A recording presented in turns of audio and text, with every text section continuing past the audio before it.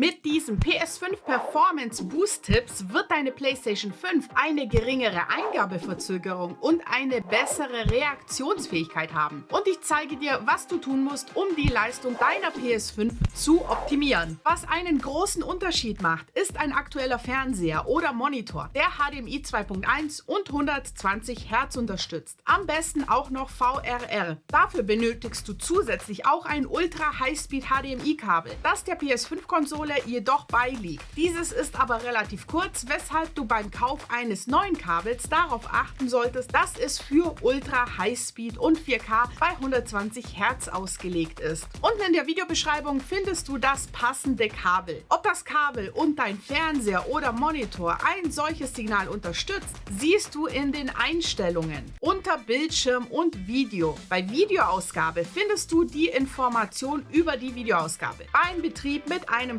4K-Bildschirm sollte hier 3840 x 2160 angezeigt werden. Lass dich hier nicht in die Irre führen, wenn hier 60 Hertz steht. Sollte 120 Hertz in deinem System unterstützt werden, dann steht das unten bei den Bildfrequenzen. Wenn trotzdem keine 120 Hertz angezeigt werden, solltest du schauen, ob die 120 Hertz Ausgabe auf automatisch gestellt ist. Denn eine höhere Bildfrequenz bedeutet auch eine bessere Reaktionsfähigkeit. Solltest du einen WQHD-Monitor haben, funktioniert das genauso, nur dass hier eine Auflösung von 2560 x 1440 steht. Bei den verfügbaren Frequenzen sollte auch 120 Hertz stehen, vorausgesetzt, dein Monitor hat HDMI 2.1 und kann mit so einer hohen Bildfrequenz umgehen. Außerdem sollte VRR auf automatisch stehen, damit Spiele wie zum Beispiel God of War Ragnarök, die eine variable Bildrate unterstützen, diese Funktion auch aktivieren können. Für eine geringere Eingabeverzögerung aktivierst du zudem ALLM, wenn es der Fernseher oder Monitor unterstützt. Im Zweifel schaltest du alle Bildoptionen in diesem Menü auf automatisch. Weiter geht es zu den Spielvoreinstellungen. Dazu gehst du auf gespeicherte Daten und Spiele-App-Einstellungen. Hier kannst du unter Spielvoreinstellungen dein bevorzugtes Setup einstellen. Unter anderem auch den Schwierigkeitsgrad. Wichtiger ist hier aber der Leistungsmodus. Damit wird dieser beim Spielen immer voreingestellt. Damit es keinerlei Gefahr durch Delays oder Verbindungsabbrüche gibt, nutzen Profis ihren DualSense-Controller nicht per Funk, sondern mittels USB-Kabel an der Konsole. Achte einfach darauf, dass das USB-C-Kabel, das du verwendest, auch lang genug ist.